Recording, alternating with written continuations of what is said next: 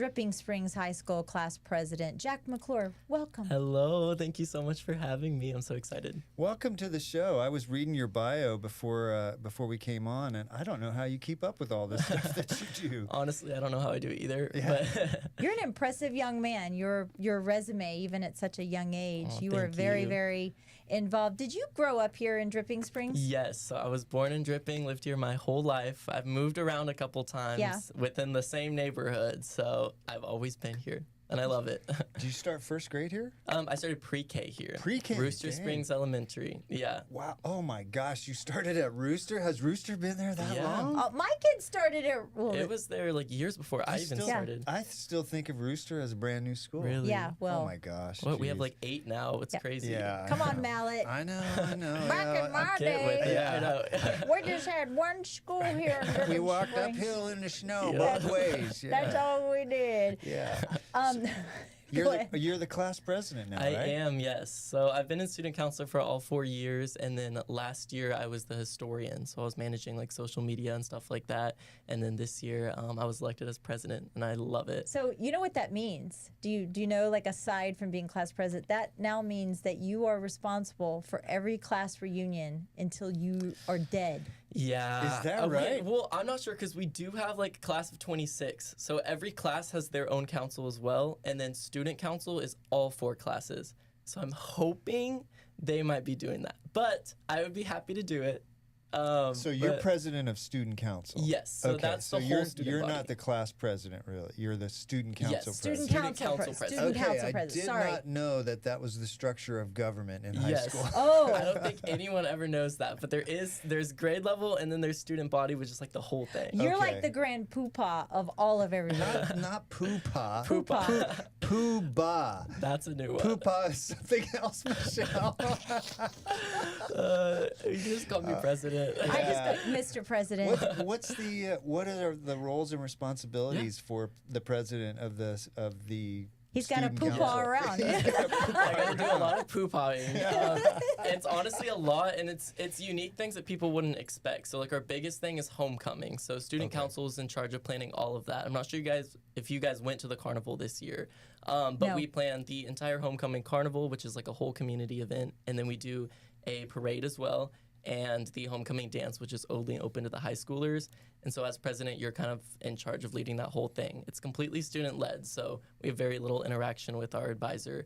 But that was kind of my biggest responsibility at the start of the year, was getting all of our vendors, booking our DJ, all of that kind of stuff. Wow. And then a big thing of it was like safety, because especially for that parade, Yeah. we're having like hundreds of kids lined up on the streets and those moving trucks and stuff. So that was a really big deal, but we got it done. I we used worked to with do the that sheriffs. when my kids were in school. I was helping in charge of the parade, and it was a nightmare. Yeah, it's a lot. Luckily, I didn't have to deal with all that. No, it was. What's the budget for that? We actually have a lot of money. So I'd say ticket sales are like the biggest thing for the dance. Those kind of supply us money for the entire, like, all 3 events, but then we Okay. also raise money from other things as well. Throughout the year, we have fundraisers, and then our money is compiled. So our budget is based off of like years prior.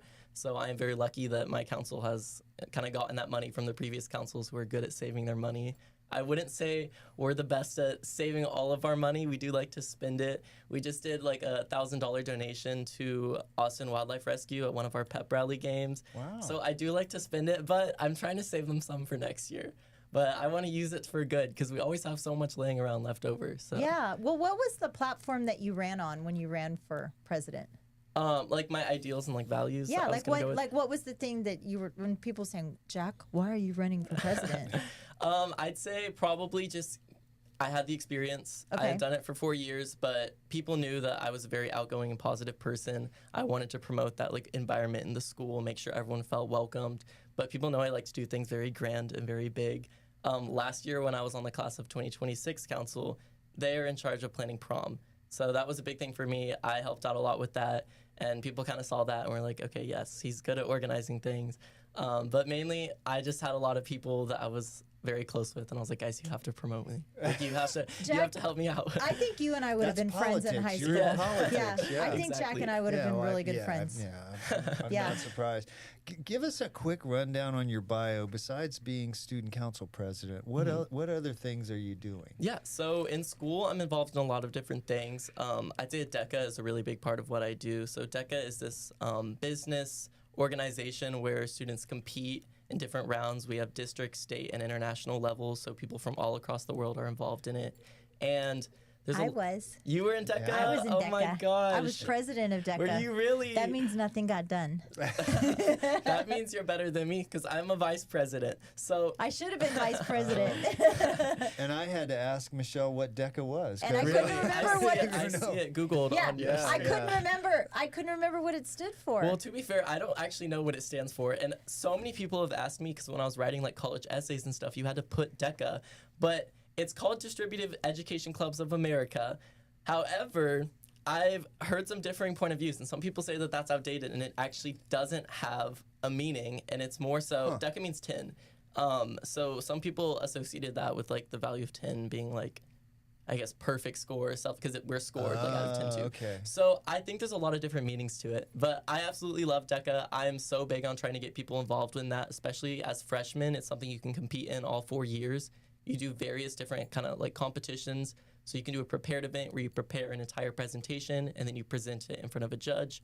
Or my favorite, and I did this my first year, you can do role play, which you're given a scenario. You have 10 minutes to prepare for it, and then you go straight in and present in front of a judge. That's what I won state for. Did you really? Yeah. It's terrifying, Really? but Yeah, I it love was it. so- Improv. I can't Yeah. believe you don't have this on your resume. I Well, know. it was from 1989. That's okay. It was That's when okay. DECA probably was first probably formed. The first year. I I was been probably around the for a very long time. Yeah. I was the first person. These 10-minute presentations, are they like, is it a topic? Yeah. Is it, okay. So you're given a paper prompt. It's about like just one page. The main thing you want to answer is these 5 things. They're called performance indicators. And those performance indicators are little like topics about business that you want to answer within your presentation, and that's kind of what the judge is scoring you on. So it'll be like, an example would be explain the ethics involved in business marketing. And then you would kind of work that into your presentation to make sure you fully answer that. And then beyond those performance indicators, it gives you a big summary and it puts you in a position. So it'll say you are the front desk manager at so-and-so hotel, and your judge is coming in for an interview. Here are different things that are going on at the hotel. Explain to them the procedures, how things work, and make sure to answer your performance indicators. Okay. So you're kind of just taking on that role, and you have 10 minutes to prepare, and you get these 2 blank pieces of papers, and those are golden. You have to use those. So you can do pretty much anything on those papers. You can make it like a nameplate. You can draw fake like graphs and stuff. In 10 minutes, wow. Yeah, and I would always make like a little brochure and like make a little book for the hotel. So there's a lot of different things you can do, and that's why I love being vice president, because I can actually teach the kids how to do it. Because it's something that I didn't have much guidance on. I just went into it and kind of figured it out, and I absolutely loved it. So I'm super happy. That's great, teach Jack. people. You know, when That's a pretty unique skill, too, It to is. be Yeah, able it's to on the to fly. think on the fly and stand up and give a Yeah. presentation in person like that is a big skill. When I first started DECA, the internet wasn't invented yet, so I That probably would had make like things the hard. tablet. Was everything in black and white? It back was. then? Yeah. I just saw black and white. Really? Actually, typewriter. We had typing too. Yeah. You know what? I'm going to show you a picture of my DECA certificate. gosh. I want to see it. They actually have fancy like jackets and stuff. Yeah, you have to wear like they didn't have business that. apparel. Really? Well, Oh, we look had to at wear that. We had to wear Jeez. pantyhose, Jack, Really? back Like, then. You Yeah. have a DECA blazer. looks Yes, like. I love the Wow. DECA gear. I have little DECA earrings that I wear, Oh my a gosh, DECA jeez. tie. It's great. They give you a bunch of free stuff too. Oh. Dang so it. student council, DECA, what else? So class of 2026, which is my grade, that council I was on from my freshman to junior year. And then this year I've stepped away from it since there was a lot of responsibility just with being president of the whole student body. But that is a super big organization as well. They plan all of the class events. So it mainly builds up to senior year. So you're saving money all 4 years for senior sunrise, senior retreat. But then they also plan prom in their junior year for the seniors. Okay. So that was huge. I had so much fun. I love that council. And we actually work with a service partner as well. So we worked with Paws Animal Shelter, and that's kind of what we did in our first years was raise money for them, do different donation events and stuff like that. I love that it's all student led. Yes. I love that this is the generation where they're allowing you, because we were kind of really under the thumb of a lot of our teachers or academic advisors, and you see how well that worked out. I got a question for you. So I'm a leader of a couple of groups that are not student based, but they're like one of them is a group of real estate professionals. He makes us call him president. And I have a gavel and everything. Yeah. Really? Do you have people that come to you with complaints and say, Jack, there's not enough toilet paper in the, I don't know, I'm making something up, but do you have people that come to you, and what do you do? I'd say the complaints are like third party. They don't come to me, but I hear them and I try and do my best to address them. I'd say like biggest complaints are from students attending like the events that I plan. Oh, okay. So like prom and stuff, people will complain. They'll be like, it wasn't fun, it was boring, like this photo booth didn't work. Jack, stuff you're like that. You're not fun and you're boring. I have to hold back. I'm like, we spent so long, but I get it. I mean, they don't see that kind of things, and so don't see the behind the scenes work that everything went into. So you have to plan ahead, and you have to just take that information and use it the next time around. So anything bad I heard about prom when I was planning homecoming this year, I took that into account and I made sure it didn't happen. And from what I heard, it went a lot better. So it's really just building on it and then helping the people who are doing it next year. We have like this giant binder that we fill out every year and we pass it down like a little torch. And that is so helpful because that's how we figured out how to do everything. But then you add to it and then it just becomes better every year. So have you figured out yet, you're very young, have you figured out yet that no matter how good a job you do, some people will complain? 1,000%, especially with like jobs. Every job I've had, like no matter how hard you try, there will always be a bad review, and it's something you have to expect. And kind of just work to avoid it the best you can. But people are going to be upset. I mean, sometimes you can do a fantastic, exemplary job, and somebody will still be mad at you for it. In fact, 100%. some people like you less because you did such a good job. Well, because there's always going to be the Eeyore in the group, right? And I feel we like know a few of those. we know some Eeyores, but I feel like the pressure sometimes. I mean, you're a young man. You're super actively involved. So do you ever feel like all those pressures that are just kind of coming at you? Like, oh my gosh, I don't know what hat I have on today. Is it? Am I have homecoming? Is I have DECA? Like, what am I doing? It gets to me a lot. I'd say my calendar app and my little what's it called? Your trapper keeper? Yes, my agenda. Your agenda. That's what keeps me together, and like I can't preach this enough because people ask me that a lot. Like I do a lot of random stuff, and you have to prioritize things over others for sure. You're never going to be able to meet everything, but as long as you are organized and you write every single thing down and you plan it out minute by minute, like you can make things happen. And that like mindset has like grown onto me a lot lately and then bled into other parts of my life, like even just planning like when I'm gonna get coffee before school. I'm by minute leaving the house. Like I think about when I'm gonna get my coffee and when I'm gonna get to school. And once you get into that mindset, I feel like it's a lot easier to take on a lot of different things.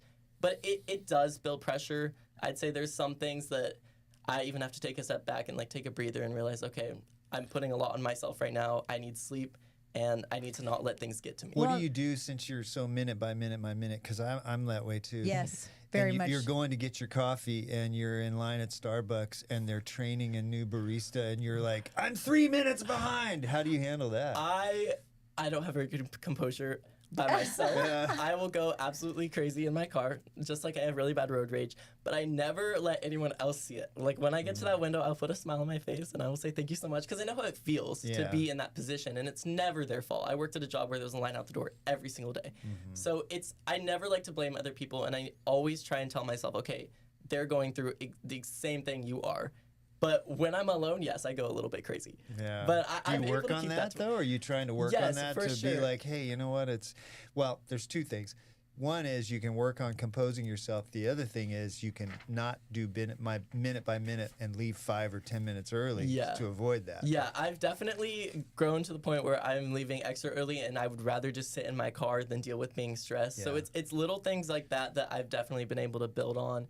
And I do tell myself more often now to take a deep breath because especially this year, I've taken on more than I've ever taken on, but it feels a lot less because I know how to manage it. Yeah. And like I can set time for myself to just Well, relax. you want to know what I do as a stress reliever? I just come to work and After she yells at me, I dump it all on Steve. I just told him you have to find your people to dump. You know what? It's true. You got to have people in your life that you can just vent on, and they still love and care about you, and then you know you feel better and you move on. I was spiraling this morning. Steve is listening to me and and then basically, are you done?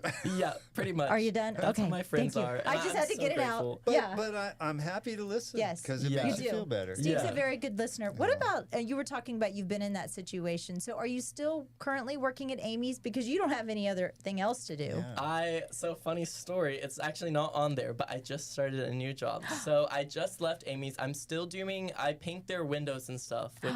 I could never leave Amy's because it's such a big part of me. I've worked there for 3 years. I absolutely loved it. But it was like 30 minutes away. It was a lot on me already. Oh, were you at the one on Lamar? Oh, I was in Cave. Yeah. Oh, I thought you were at the new one. I started there before the Dripping Springs location opened, and I had the opportunity to move the one closer home, but I just loved that location. I loved all the people there. I wasn't going to leave them. And it's part of that like whole taking stuff off of my plate thing. I was like, I need to just do it. That was such a big part of my life for so long, and it did add a lot of stress to me. But I held on for, I feel like, a little longer than I should. And we went through, like, management issues, too. So I stepped in as manager for a couple months, and that made me stay even longer. Well, gosh, you're 17 years old with stepping in as managers. Well, it's an Amy question, okay? And I've always wanted to know this. Do you have to go through training in order to go flip the ice cream and then pop it up behind your back and then chop with the ice cream? Well, we gotta fill Steve in. So you do tricks at Amy's, and not everyone does it. And honestly, it's kind of sad because it's kind of phased out. I was like the only person at this point who still does them. But you can like crush in the ice cream on the little board, and then you throw them up and like catch them in the cup, or you can do it like under your leg and stuff. Yeah. So that's a big thing that we promote, and honestly, it's not that hard. But you have to get used to it, and it's not part of training because we don't really expect it from people anymore. But I always suggest they do it. I'm going to sit there. Yeah. You better chop Michelle, my strawberries. I want ice cream and a show. People just, if my other employees don't know how to do it, they'll ask me to like grab their ice cream and do it for them. And I'm happy to do it. I've kind of gotten to the point where I'm so tired of doing it, but like I love to do it. It puts a smile on people's face. But yeah, I'm trying to get them to like go back to that because it's kind of phased away, but we need to get that on training. It is. It's part of the...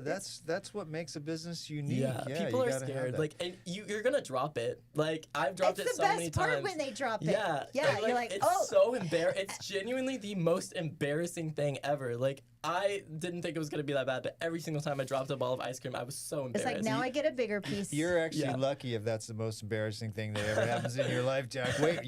It'll get worse. I want to. So what? But before I move on, what are you doing now? You're not working there. So I am working at Oakwood Public Market. I'm sure you guys have heard of it. We're going to have them on the podcast here. Really? Yes. So it's this brand new development over in Headwaters. I'm kind of helping them get started. I'll be working at the soda shop, but they have a lot going on there. They have a coffee shop, a soda shop, a pizza like restaurant, and a bar as well. Steve and I need to go over there. You guys do? Are they open now? So we're open except for Mondays and Tuesdays. We're doing QR code service right now outside where you can order a pizza or go to the bar. And the soda shop is, as of now, starting to open. So I'm scooping ice cream and stuff. I know. So like Are you flipping it behind your leg? I'm not flipping it behind my leg. But that'll be really cool because we'll have all-day breakfast, like burgers. We definitely need to make homemade a road sodas. trip over there, So I'm excited. Hopefully by mid-December we'll have everything open. But the pizza's good. You guys should go. We'll have to check it out. So one of the things that came up in your bio a lot was you did a project on sustainable development. Yes. Yeah. So how did real estate get on your radar the first time? So I've always been interested in like business, especially starting out in high school in DECA and everything. I knew I wanted to go into business, but I mean, this is kind of a really weak answer, but do you know the show Selling Sunset on Netflix? Yeah. He does not know. I've never watched it, but I know what it is. Okay, well, I went through a Selling Sunset phase my freshman year and absolutely adored that show. And I was like, I kind of want to do real estate because of this.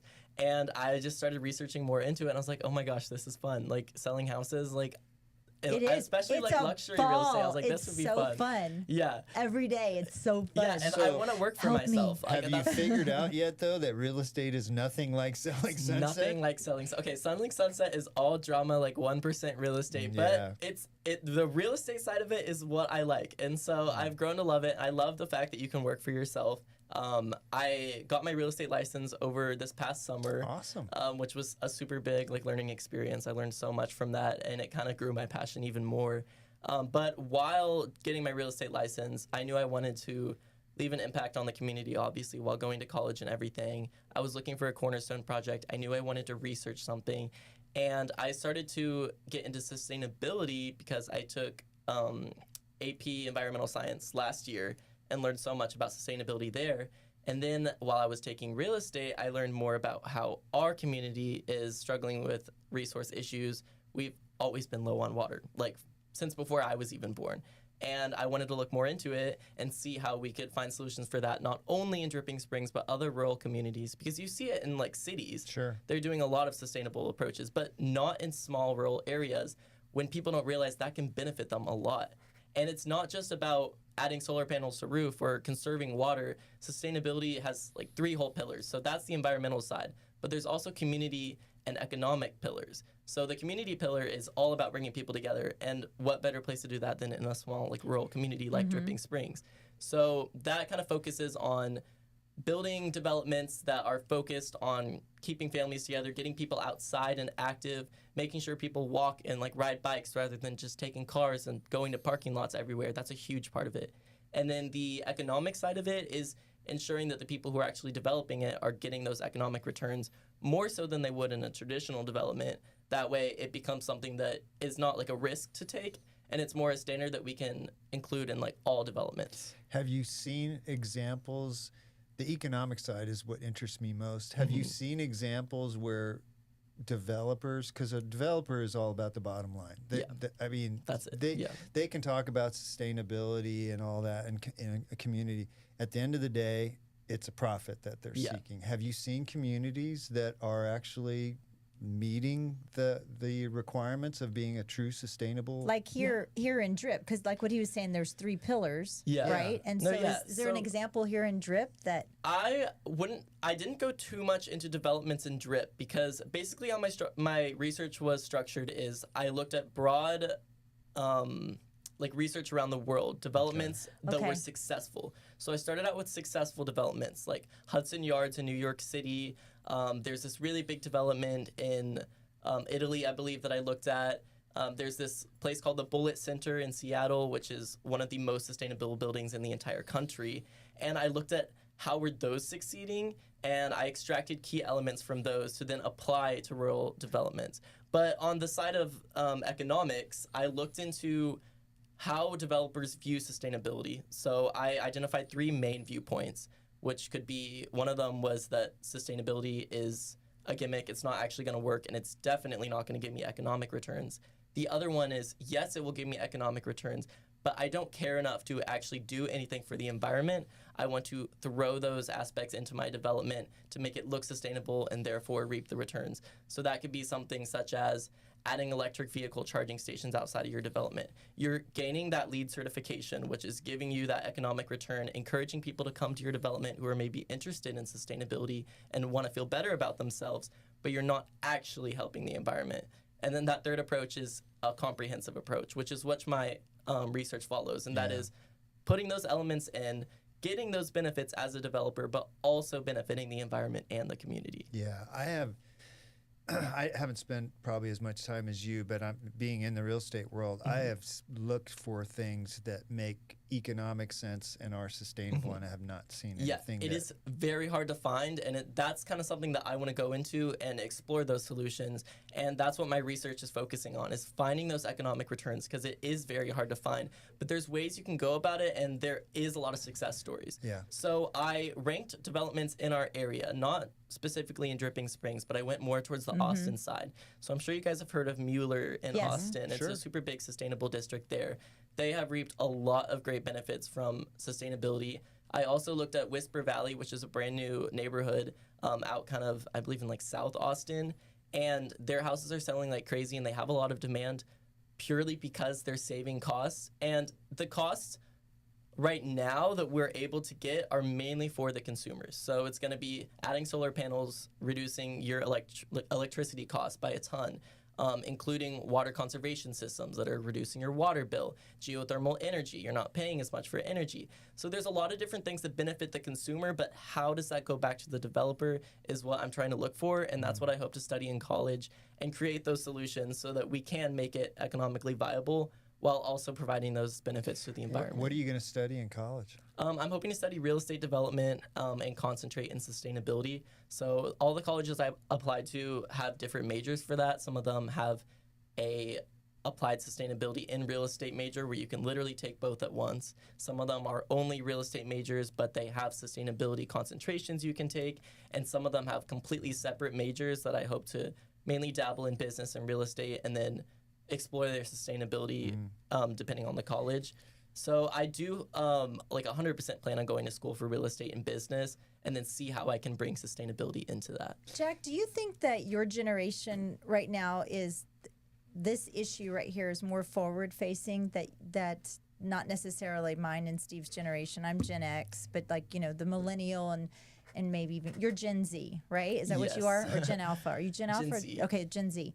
So do you think that with the whole sustainability across all platforms, like reusing or going to thrift stores or repurposing furniture or buying older homes, do you think that with your generation, this is something that you want to really see more of, or do you think that you guys are actually leading the charge? Ooh, that's a great question. Ooh, very interesting.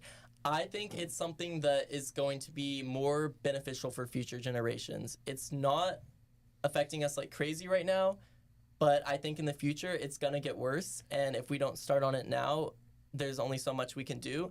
But I wouldn't say it's just about the world is ending, we have to fix it now. It's more so about making everyone's life better while we can. Yeah. So especially that community aspect to it, that's what I would love to focus on. Is we already have a lot of these problems addressed, but a big thing is using cars to get everywhere.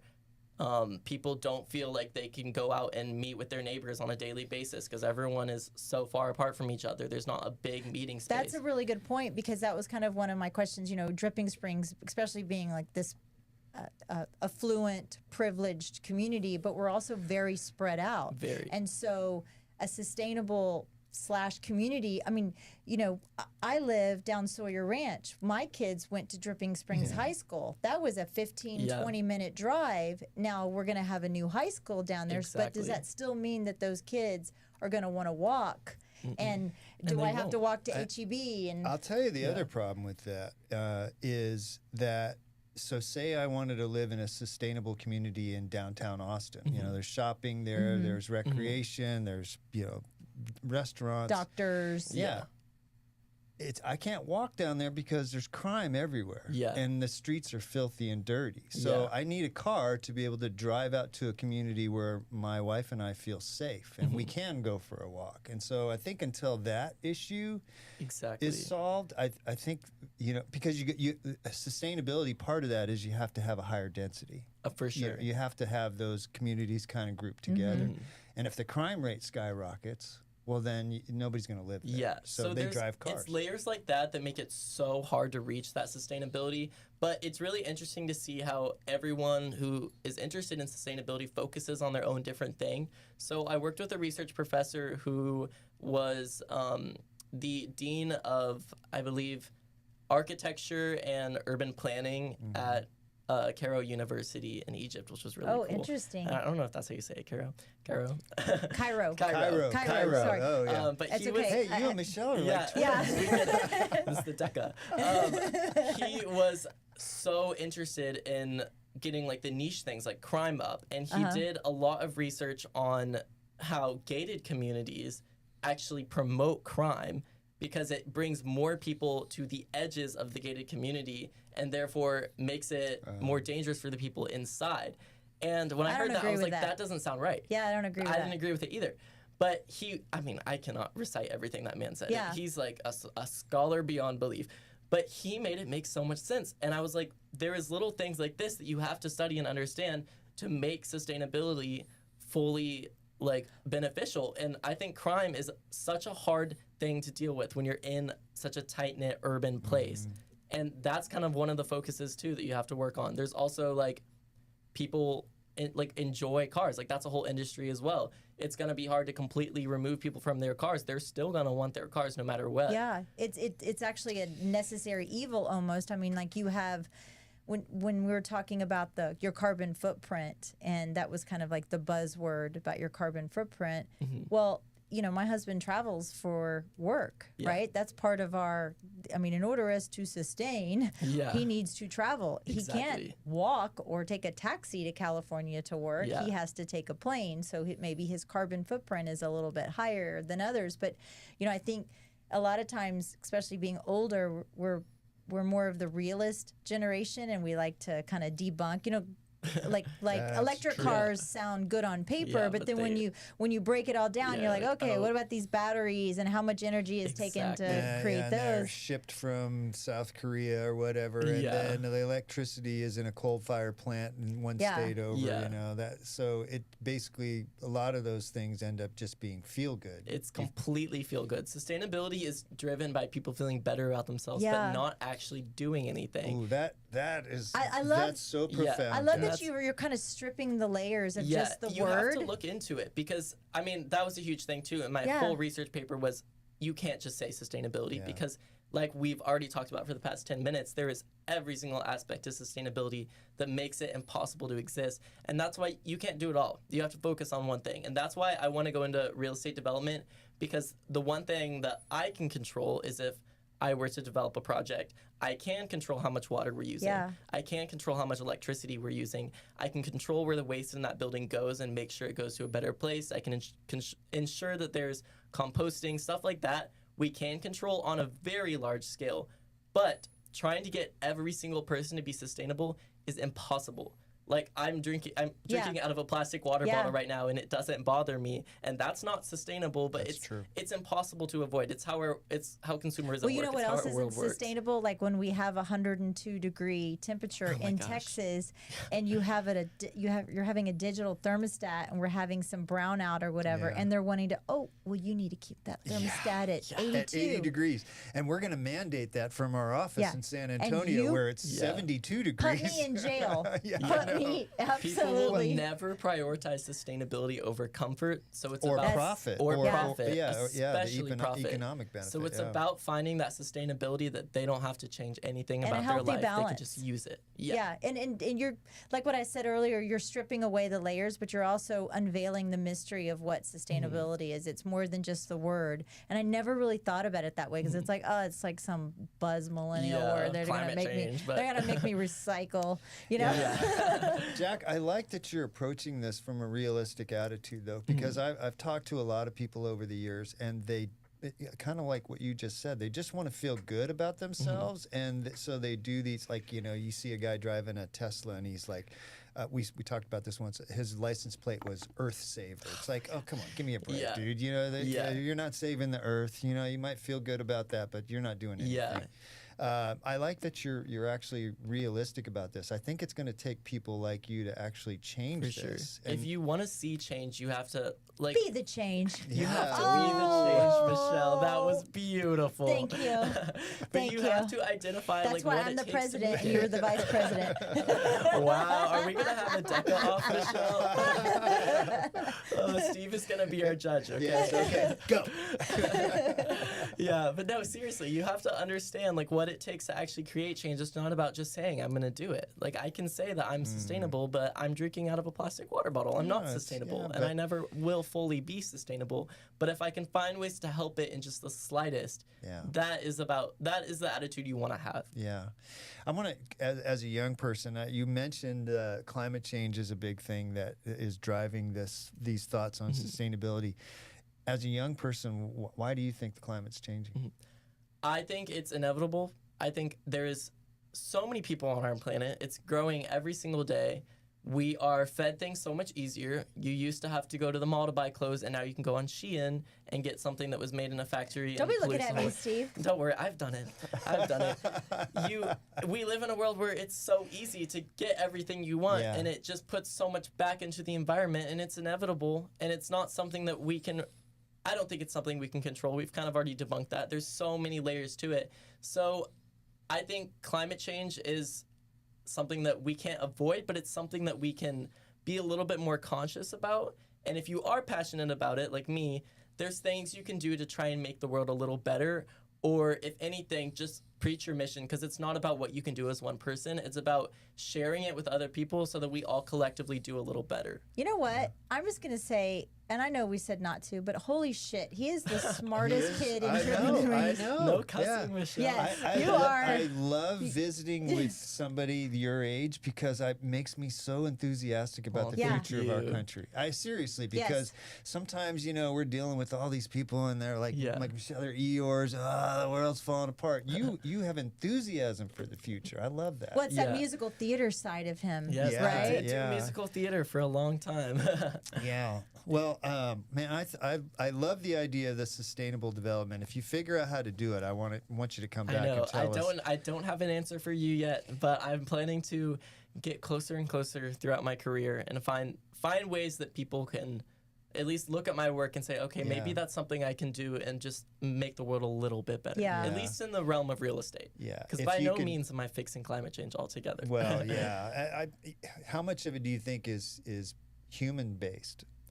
I think a lot of it is human-based, but I mean, animals consume just as much as we do. And I the mean, cows that fart. It's the farting cows. The farting cows. Michelle knows. The farting cows are releasing, but who's consuming those cows? Yeah. Who's the reason that we have those cows in such abundance? Yeah. I am, because they're tasty. Yeah, they that's are. Right. They are. Michelle likes her steak. You want to look. There's a couple of really good documentaries about how the climate has changed over millennia, and that's worth looking at too. For sure. I do believe that humans have some impact on it. I don't know how much though. Yeah, but, I mean, there's so many different factors that go into it that are completely out of our control. But it's about what we can do as humans. And then avoiding those other factors that, I mean, there's really not much we can do about it. Yeah.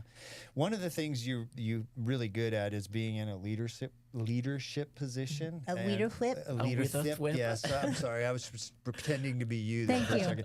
But what does leadership mean to you?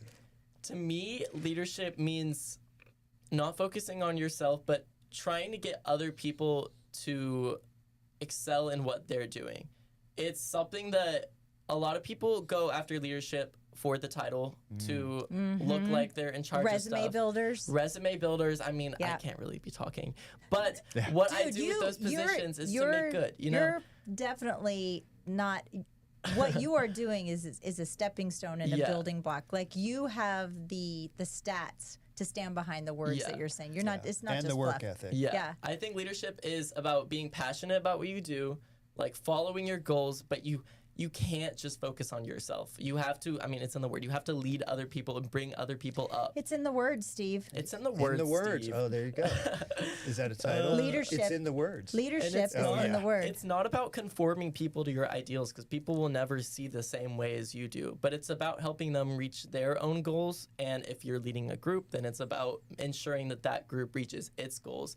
But you have to be passionate about it, and you have to feel strongly about what you're doing, or else it's going to go nowhere. And you can read as many books as you want to try and teach people to like be better as part of your team. But a true leader is just doing it because they're passionate about it and they want to help the other people. That's Steve Mallett. Actually, Steve is a very good leader. He really is. You are a good leader. I give him a lot of crap. Thank you. He really is. He's the leader of the circus. I piggyback on what you said, Jack, that when I'm leading a group, when I see somebody that does something, and they're thrilled about it, or they've achieved something that they didn't think they could do, man, I feel really good about that. And that's not about me. Yeah. That's about them. Maybe I helped them with that, but versus me doing something and I'm going, oh, I feel really good about that. I'd much rather see somebody else succeed. Seeing other people succeed. I mean, I've written about this too in a lot of my college stuff. It's like seeing other people succeed is like, it feels so much more rewarding than yourself. It is. Like in DECA, last year, I had this little freshman who had never done anything business related before. I did a one-on-one like mock role play with her, and she blew me away. And I was so excited. I was like, she's going to go far. And I ended up going to internationals with just her and one other person. And she had made it all the way there in her first year. And that, like seeing her win that award to go to internationals, it was like your baby child. Like, it's like my baby child. My baby same child. for I'm a choreographer over at Onstage Ready in Dripping Springs. I've kind of helped them teach students in little acting classes, choreograph their musicals. Seeing those kids on stage and develop that confidence that they never had before is so much more rewarding than ever really being is. up there yourself. When people give them compliments, it feels almost like a compliment to yourself, because it's like, I helped them through that, and look at them, and they have a smile on their face. They feel so happy about it. That is like the most rewarding aspect to leadership. I hope everybody on the planet gets to experience that, because that's a very special feeling when you've had an influence in somebody and they've achieved something partially through your Exactly. And it's not luck. It's something that you put work into doing. It's and if you don't feel that satisfaction right now, I always tell people, go out and like make someone's day. Like, you just buy someone flowers, like make them feel a little bit better about themselves, or help them out in a time. And you don't have to therapy people, but if you can give them some tips that maybe helped you, or give them guidance for things that you're not even experienced about, it can help them just enough to get them to a point where they feel better about themselves, and you can watch that happen, and it's beautiful to watch. Shaming works too sometimes. Just a bit. Just a bit. You have to be stern. I mean, I can't tell you, the kids like me because I yell at them. Like, there you go. I'm mean to them. You can't just be happy, mean smiley is my all the love time. language. Ask Steve. But it is. It's okay to be stern if the feedback you're giving is accurate. Oh, 100%. I hate to see leaders when they berate people because they're doing something wrong. Sometimes it's okay to be stern with somebody and correct them, but you want them to grow from that experience, 100%. not be beaten down. When Steve uses my government name, it's like I know I'm in trouble. Cheryl Lewis? Yeah. Oh gosh. No, it's when not he about goes, what you Michelle. say. It's about like what you mean behind what you say and what you think it's gonna do for, like, I guess the kids in my situation. I'm mean to them. I love it. No, but they like it too. You know, like, you have to be stern, or else people aren't gonna learn a lesson. If you just tell people what they want to hear, that's not leadership. That is exactly. That's what I always say. I say I'm not the type of person that's going to tell you yes. I'm always going to tell you whether you like it or not. You're going to know. You're gonna get the facts. I'm going to want to shift gears here just a little bit, and I want to talk about your mom. And you and your family, you're walking through something incredibly heavy right now with your mom's illness. And honestly, only if you're comfortable sharing. I know you mentioned it in your bio, but how has that shaped right now how you're seeing the world and how you're leading other people and watching what your mother is going through? I'd say my mom is one of my biggest inspirations for everything I do. I believe it was back in 2014 she was diagnosed with stage 4 brain cancer. She was not expected to survive that, but against all odds and everyone telling her she wouldn't, she did. And me and my brother were even unaware of what was happening at the time, because she held her head up so high, and I had no idea this was happening. And I mean, I wrote about this in my college essay. It's like, when I found out everything that she had been through, and I had been told that she almost wasn't there for me, it was a huge turning point in my life. And I was like, if she can hold her head up this high and fight this much without ever making her kids doubt that she was weak or she wasn't doing something, I should be able to do the same. And I want to carry that on in her legacy. And so she's happily in remission now. She's living a great life. That's beautiful. It's honestly a miracle, and it's kind of the reason for a lot of the things that I do. I always go out of my way to make sure people are having just a little bit of a better day, because you don't know what they're going through. And I know my mom is like beyond proud of me. So I do a lot of my stuff for her, just because she wasn't expected to see me graduate 5th grade, and I'm a senior now. I'm about to graduate high school. And a lot of that means a lot to me. You know, I know from personal experience, this month, as a matter of fact, has been 20 years since I lost my mom. And I thought about that when I saw that on your bio that your mom was battling this. And it's the navigation of fear, right? And it just occurred to me right now, when people ask me, oh my gosh, Michelle, you're always so busy. You're go, go, go, go, go. And, the way I am, I have a granddaughter now. And I'm like, but I'm living for 2 people now. I'm living 2 lives. Like, my mom didn't get that 20 years ago. She didn't get that opportunity. But in a sense, like, the way you're navigating that fear is that you're loud and proud. Yeah. And I'm just going to keep going, Mom, and I'm going to keep doing this. And you're going to keep watching me accomplish stuff. It is such a blessing, because I'm living for her, but she gets to see it. Yes. And that's the most beautiful part. And even if she wasn't here right now, I know she would.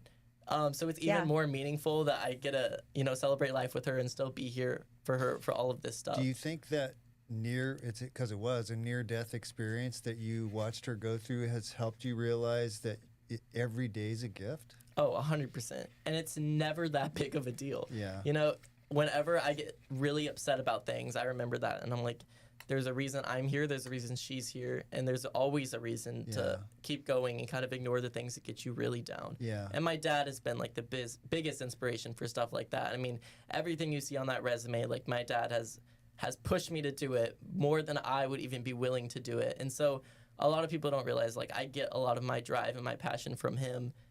He's a mentor to you in addition to your father. What does he do for a living? See, I'm really bad at knowing this. He works for Accenture. He's kind of like in charge of, I believe it's like international. I know he's in something international, like relations. It's like when people ask me what my husband does. I was like, I don't know, ones no and zeros. Idea. Computer thing, yeah. No idea. But I know that half of his job is like working on me and my brother to be the best people we can. That's I mean, awesome. I would have no idea what to do about any of my college stuff. I've never written like a full expanded resume before, and he just helped me do that. Like stuff like that, he holds me so accountable for, and sometimes I'm really frustrated about it, and I'm like, I hate this, like I don't want to do this, but I'm always so thankful and glad that I did it. You're lucky you have parents that hold you accountable and that push you. It's hard to find. Like I notice a lot of people, they don't have that push, and they're wondering like, how do you get all this done? Like I have that push that a lot of people don't have the privilege to have. Accountability. Your parents don't care if you don't like them one day because they're pushing you. There are some parents out there that they want to be friends with their kids.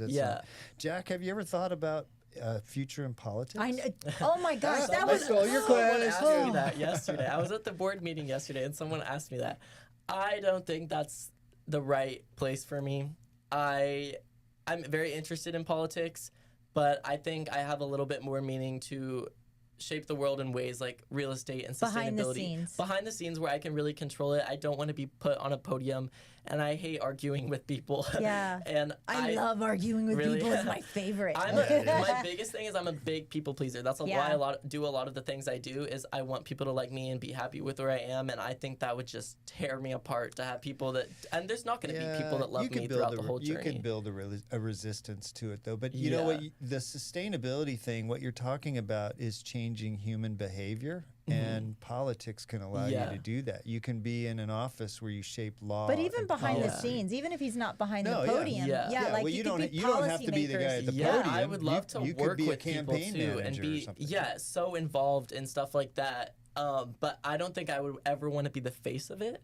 But 1,000% I see myself getting involved. I mean, I already am very involved, but I see myself getting more involved and finding ways that if I can't do it in sustainability, the people who can make these laws and these changes, how can I speak to them? But maybe you have a future as a lobbyist one day. Yeah, I mean, future lobbyist, maybe. For the sustainability. Sustainability lobbyists. I don't know. I think I want to do something that I know is creating direct positive change. And sometimes in government, it's hard because there's always another side of it. People will always disagree, and I would like to be in control of what I'm doing. And fight for change in my own way. You know what's funny? Do you know who Jeff Lewis is? I do not. Okay, he's on Bravo. He has he has. I used to compare Steve to Jeff Lewis all the time. He has. And I don't even know who that is. He's a real estate guy, real estate developer. You got to watch him. You love Jeff Lewis. Really? And he was on BravoCon the other day. Okay, I don't know if you watch BravoCon, but it was very good. And he said you cannot be a social media influencer as a living. You have to work behind the scenes. You have to have a job. You have to do that. And so I think that's where Steve and I were talking about. It's like you have such an amazing, charismatic personality, but like just I'm almost magnetized to you. Just like you're so interesting that I think I don't want to keep you to myself. I want so many people because you're relatable, and the way you explained sustainability to me. You're a kid for all. I mean, I have years and years on you. I believe you. I'm buying what you're selling. 100%. So I think that you have something bigger than maybe even you think you have. Yeah, I mean, we'll see where life takes me. I'm excited for the journey. But I'm glad you have big dreams, though. You got to have big dreams. Oh, 100%. Yeah, I want to be. my dream is to live in New York. I want to be in a big city where things are fast paced and I can like make change happen and meet just maybe you could be mayor of New York. Guys, I'm not gonna be your president. Be my president. I will be your student body president forever, Michelle, but I will never be your U.S. president. Thank you. Jack, I tell you, man, we're going to run out of time here. I've really enjoyed this. I wasn't sure what to expect today. You've blown my expectations out of the water. Glad. And I'll say it again. I'm very enthusiastic about the future of our country. If there's 10 other kids at the high school like you, we're going to do okay in this country. I've met so many people like that, and I am in the same like viewpoint. I know we're going to do so great, and I can't wait to see kind of where our generation goes. From your mouth to God's ears, absolutely. I sure hope so. And kudos to DSISD for being reared all the way up, and now we produce some amazing kids. We don't in this talk community. about that enough. Like, this district does so much for student involvement and pushing people beyond what they think they can do. So shout out to them for sure. Well, good. You just spread the love too. Look at that. What a great kid. Well, Jack, thank you so much for coming in Thank you guys today. so much for having me. I had so much fun. Well, good.